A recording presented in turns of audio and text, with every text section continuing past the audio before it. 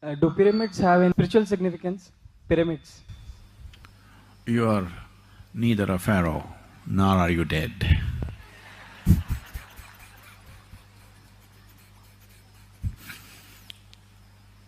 So, nobody is going to build a pyramid for you.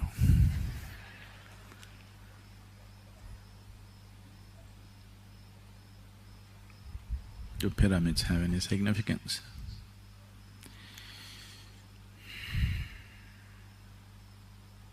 These Egyptians, over 4,500 to 5,000 years ago, they started building this.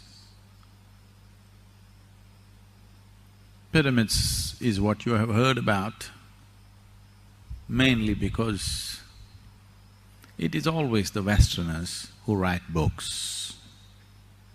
Generally the Eastern people, they see something, if it overwhelms them, they just shut up, they don't say anything. But it's a Western mind, the moment they see something, they have to write a book on it. There are pluses and minuses to this. Lots of minuses, but lots of pluses, otherwise you wouldn't have heard about the pyramids unless you went there. Because it's the Western minds which generally talked about it, they only talked about the pyramids of Egypt because they're very death-oriented. It is because of this, the obsession with pleasure. Death and pleasure are very directly connected. People always think life and pleasure are connected. No, death and pleasure are very directly connected. There are over 3 million stones, each one of them weighing over 20 to 25 tons in one of the largest pyramids that are there. And it's a fabulous engineering feat, no question about it. Fabulous, fabulous engineering feat. We have to marvel at their engineering skills. But about their knowledge about afterlife,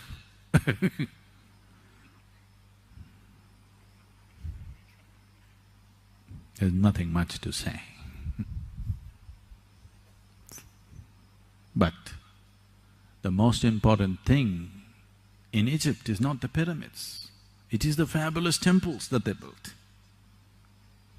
They built some of the most magnificent temples on this planet, the largest and the most magnificent. You won't see anything like that in India. Most of them were built for sun god and certain goddesses. The sun god in Egypt is referred to as Ra.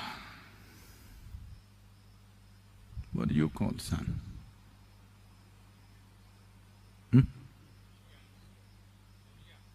There are many names, you know.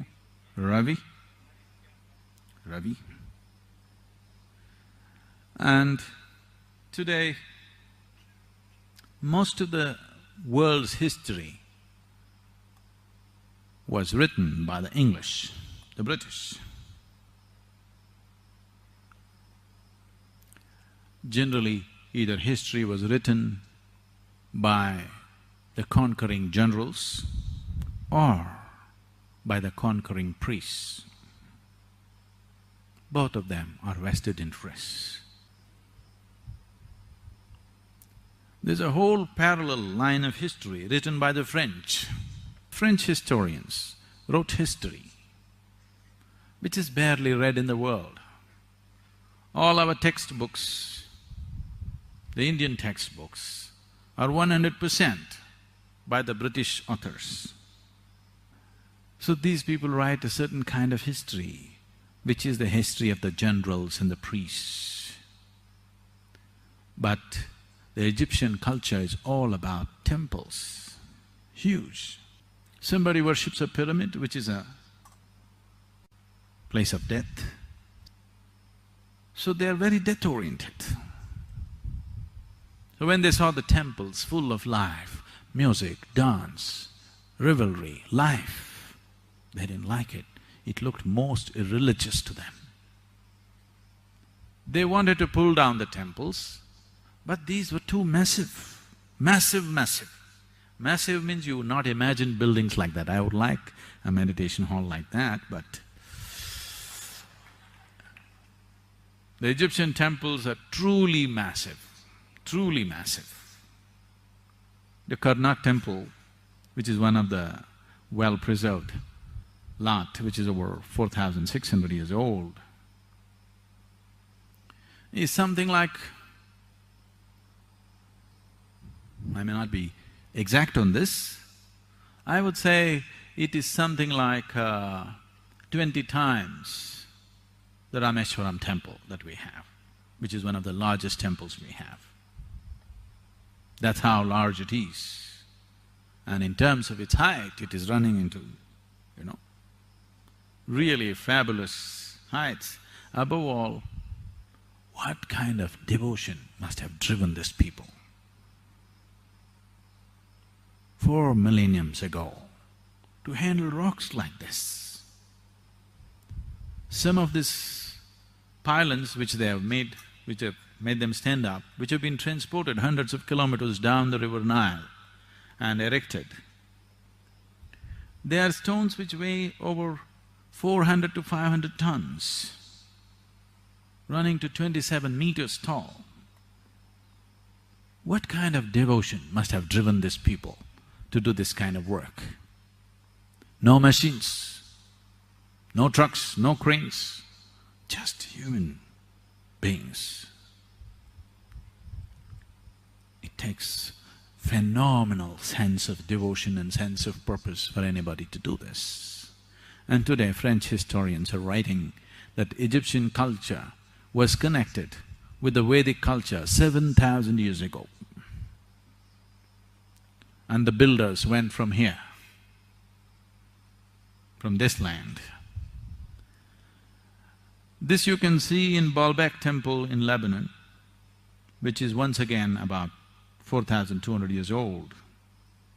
Once again, it's a fabulous, fabulous feat. They don't have any granite in the area, so they brought it from Egypt.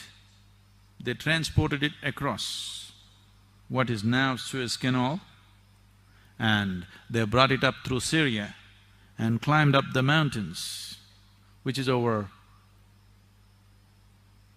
350 to 360 kilometers of climb on the mountain, and they put it up there, a huge temple, a Phoenician temple which was built almost 4,200 years ago. And here you will see lotuses hanging from the ceiling. A lotus in Lebanon, there is no such possibility because these are Indian sculptors. So there is history in Lebanon which clearly says Indian elephants, Indian labor and Indian sculptors came and worked here. And the most amazing thing for me was, I saw a 16-pointed stone. Even today when we do the Guru Puja is essentially, in the yogic parlance, it is known as Shodashopachara. That means 16 ways of treating a guru. That's what Guru Puja is. So usually we have a Guru Puja stone which we still don't have in the ashram because of whatever. We're still putting up the stones, the standing ones. This 16-pointed Guru Puja stone, which is prepared traditionally in a certain way, is essentially from the yogic culture. It cannot come from anywhere else. You will see a proper Guru Puja stone with all the necessary symbols and everything in Lebanon, which is over 4,000 years old. So today, lot of French historians have published many aspects of history. So pyramids are just one aspect, but they have become very popular because of very death-oriented people. The temples of Egypt should have been celebrated.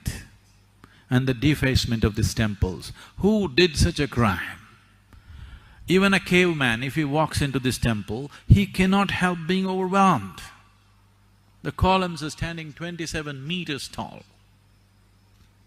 Hundreds of them, not one or two. Even if a caveman, without any sense of aesthetics, walked into this place, he cannot help being overwhelmed. You don't need to be an artist. You don't need to be a connoisseur of art. The crudest human being, if he walks in, he will be overwhelmed by what's been done there. Nobody can miss it. This is the way to build a temple, that nobody can miss it. Temple is not for one specialized sadhaka, that nobody should be able to miss it. That's how overwhelming it should be. And the structure and the ambience of that is as important as the energy of that place, because otherwise people will miss it. They built the right kind of temple as a temple should be built. But these people who defaced the temples, they wrote the history and they talked only about the pyramids. That was fascinating for them. This they wanted to demolish. They would have razed it to ground if they could, but it was too much work, they couldn't do it. Otherwise they would have just finished it. So pyramids are just one foolish effort towards immortality. We have no such problems in India. We have no longing for immortality. Our whole effort is to end it. Our whole effort is to end the cycle of birth and death. Mukti is the attitude, nirvana is the attitude, moksha is the attitude. That's the goal. Immortality is not the goal. So, I have fabulous things to say about Egyptian engineering, but nothing to say about Egyptian knowledge of the beyond. There is nothing much. There is some occult. They created certain things which are beautiful, no question. Not that they were totally ignorant, but the kings are always the most ignorant of the whole population. Always. They are the most egoistic, the crudest, most ruthless. They will become the kings. The gentle, beautiful ones never become kings. Rare is such a human being. Rare is such a culture that once in a way they saw a gentle, beautiful, enlightened king. Otherwise they were always the crudest, grossest, cruelest and the most ruthless who became the kings. So, the pyramids were not built for every Egyptian. It was built only for the pharaohs, who were the kings, who had a stupid belief that they will come back again and occupy the same old broken body. I don't know why such a wish. There are enough women in the world, you can get into their wombs and come back with a brand new body. I don't see. What is the point preserving the body, keeping your liver in a pot, keeping your heart in a pot? And now tourists are gazing at your heart and liver. People are dying to take a picture with the pharaoh's heart. Pyramid is a powerful form because it's preservative in nature. Some time ago I told you, there is no problem in the grave. But graves have their own problems, because after I went into these pyramids and saw, just recently, I went into these Egyptian pyramids and saw graves have their own heavy problems. Mrs. Peabody, okay with the name? Mrs. Peabody was a hypochondriac, all the time worried about that something, some ailment is catching up with her. So she bothered her physician so badly, all the time, every day she comes up with a new complaint. And the doctor knew she's making it up all the time because there is no other way. If nobody pays attention, if nobody touches you and sees every day, you think you're going to die. So the doctor just started giving her aspirin under different names. There are many companies. Every day a new prescription, same aspirin, new prescription. And she would feel better, tomorrow she comes up with a new problem. One day she came and said, "I have chest pain." Doctor gave her aspirin. That evening she died. This was real. The doctor felt very bad. He just assumed that she is still making it up. 3 days later, the doctor died. Not because of this, he just died. Everybody dies, you know. A day this way or that way. And it so happened, they found him a plot, a grave plot, right next to Mrs. Peabody's. And he was buried. And there he heard a knock on his coffin. He said, "Who's that?" I said, "Why, doctor? It is me, Mrs. Peabody. Do you have something for worms?"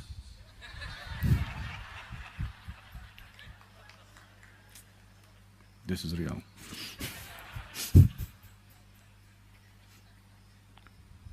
So, just to dodge the worms, the trouble that the Egyptians took is unbelievable. You know, you heard of the mummies? They took the liver out and put it in a can of something, they took the heart out and put it in another pot, they put different parts of the body, and then they wrapped this up and wrapped this up in so many different ways, an elaborate process. And then this building